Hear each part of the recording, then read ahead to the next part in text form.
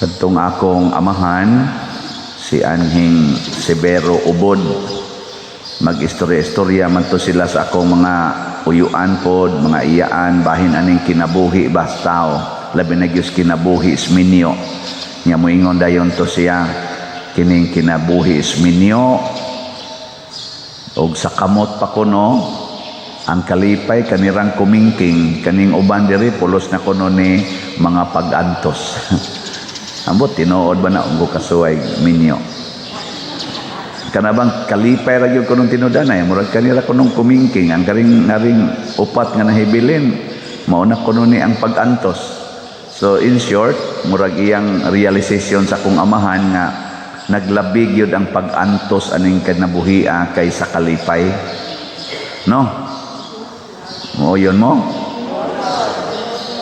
Dunay mga tao din sa kalibutan nga galabi ang kalipay kaysa pag-antos. Kinsa man na sila?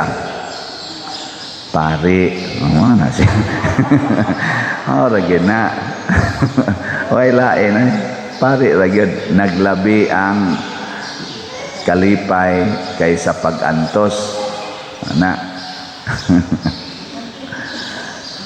Tuo mo, dili. Inyo sentang husgahan.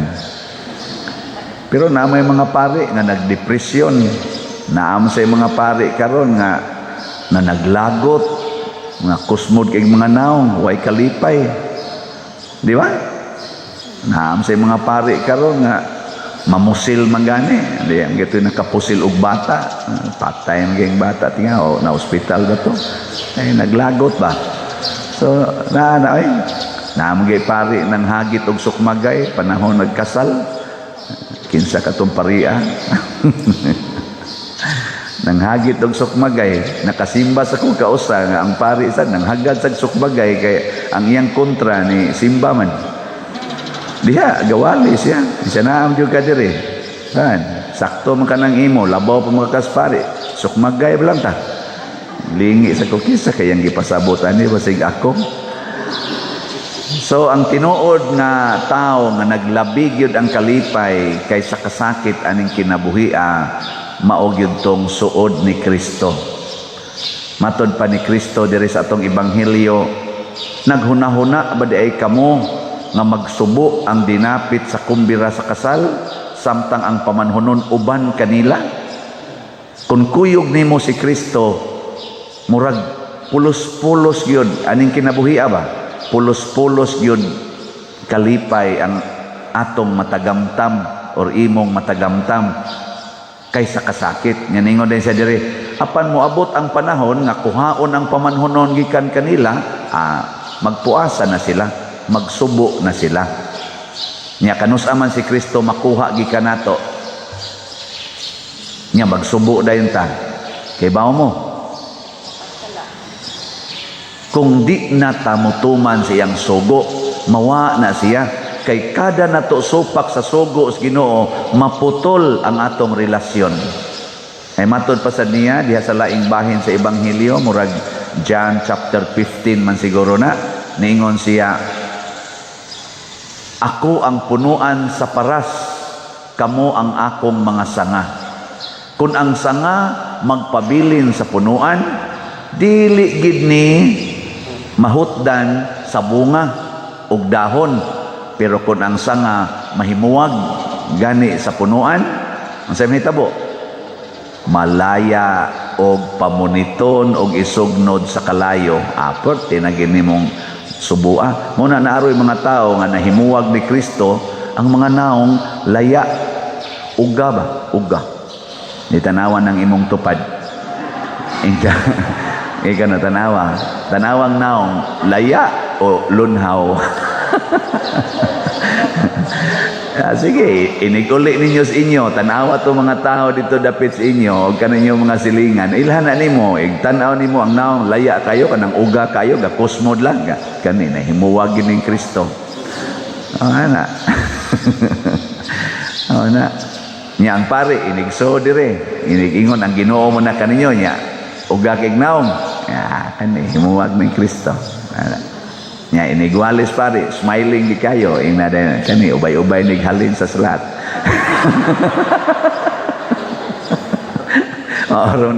Oro na kalipay aning inyong pare kana ramang salat gyud.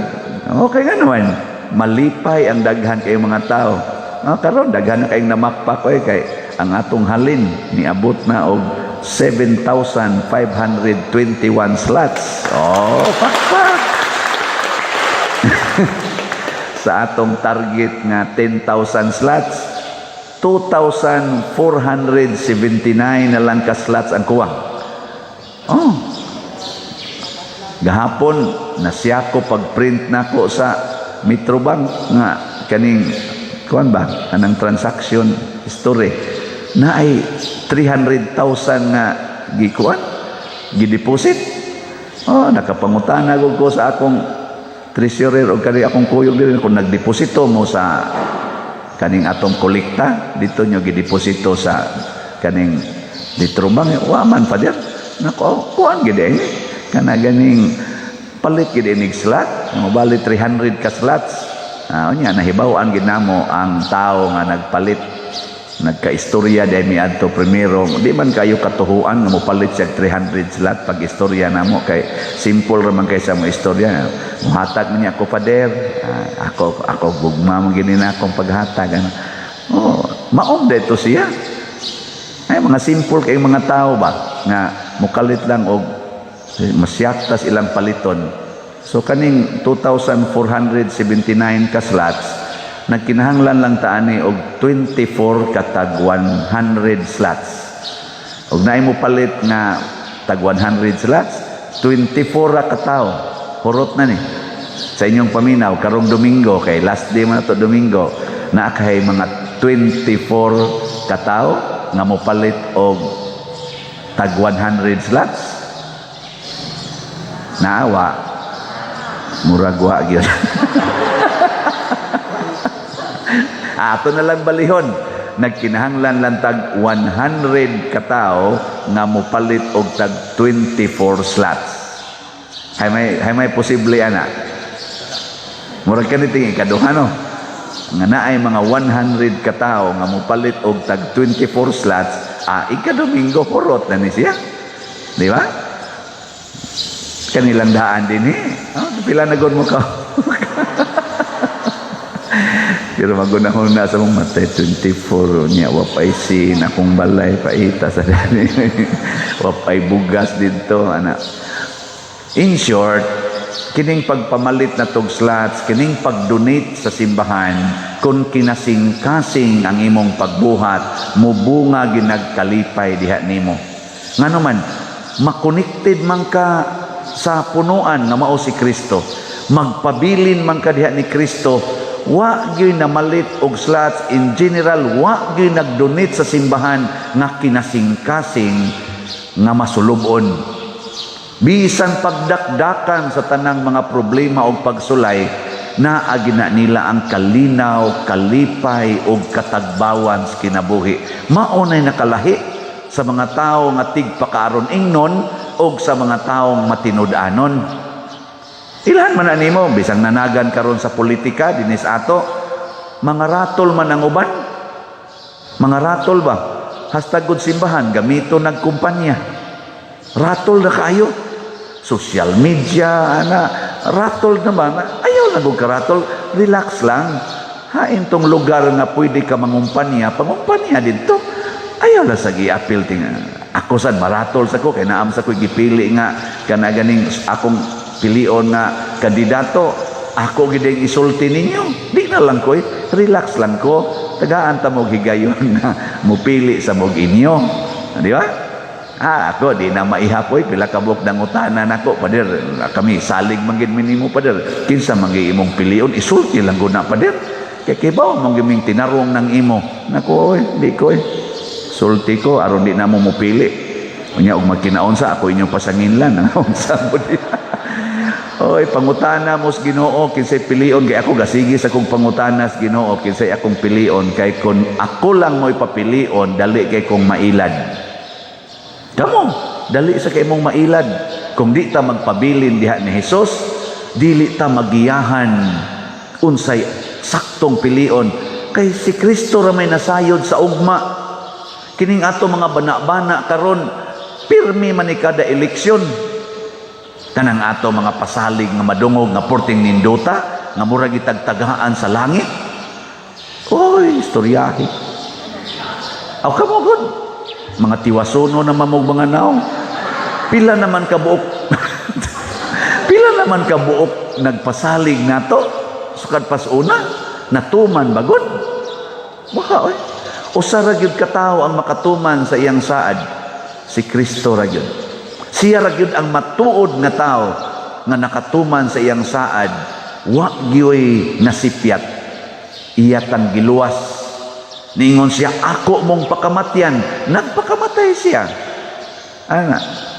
Nya kinsa sa tong musunod niya og sa iyang mga saad og sa iyang dalan, siguro gyud nga makahatag og tinuod nga kalipay.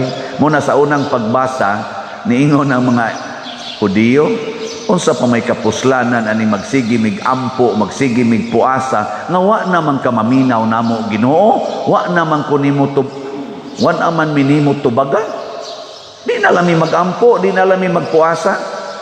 Nitubag sa dang Ginoo nga, lagi magpuasa mo, pero sige gyapon mong pangulata ng mga tao nga ubos sa inyong pag-amping. Sige gyapon mong pangusi ang mga bata, sige gyapon mong panglatos ang mga bata, panghapak ang mga bata, yaw-yaw ang mga bata, balikas ang mga bata.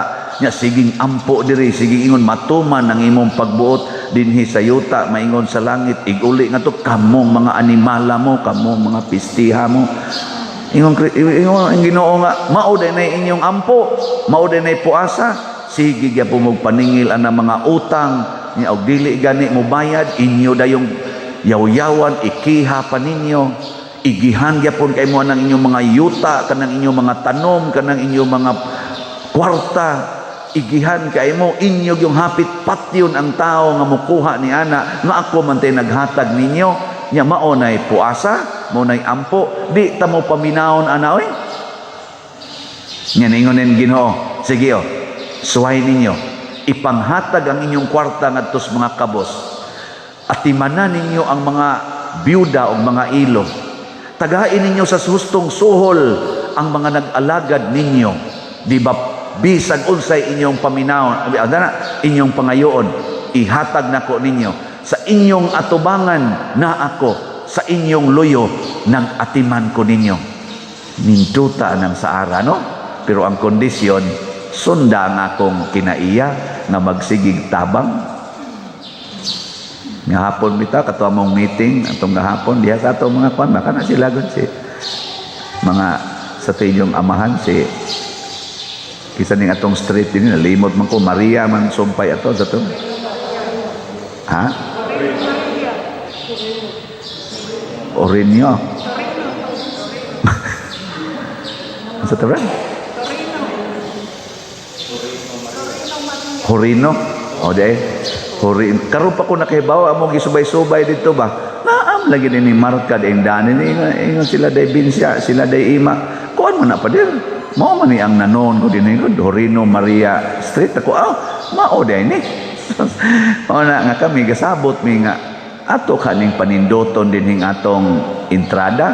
Mao na karon nagkahiusa gid mi nga ato na dihang panindoton hasta tong nanindad to sa eskina. Nga kami diri pa dir nako ako sa mong panindoton hingin lang tamong tanan dinhi.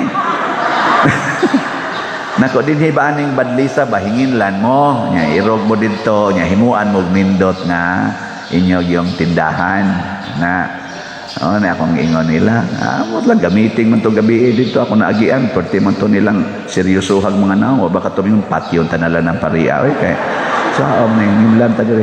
Nako ato ni Mindoton ang entrada sa atong simbahan, aron ang mga tao inigsak aksyon palagliko, wa na maka-feel na sila, la padong na ta simbahan. Kaysa kanang igliko din sa padong matas carbon. Nigliko sa kani padong baka di gadtos kalasangan mura man nigway karsada pati maning daghanang dining huot kining kahoy. Karon nagkasabot nami niya nganong niabot man aning maong panagsabot-sabot Tungod kay gigiyahan sa Ginoo. Gigiyahan, di kita ibilin sa Ginoo nga magpabilin lagi ta ng batik nga sitwasyon. At tanawalan ning atong simbahan dinhi.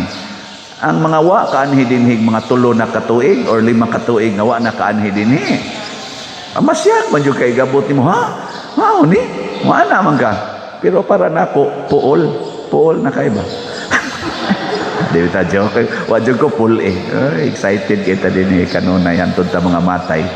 Og mao nay giingon ni Kristo, kanus-a man magsubo basta magpabilin mo nako. Ug aron kita makapabilin Dios Ginoo, sundo nato ug atong ibutang gyud sa tong hunahuna kinsa man ang pinangga sa Ginoo. Matud pa sa atong tubag sa Salmo. Unsa tay tubag nato Salmo?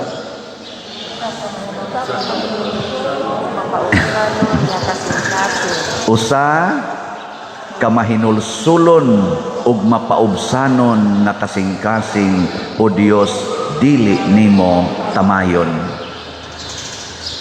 Naaroy pipila ka nato nga bisag nagbasol na ang usa ka tawo, bisag nagsigi nagpangayo nimong pasaylo, di gyud ka maong maluoy.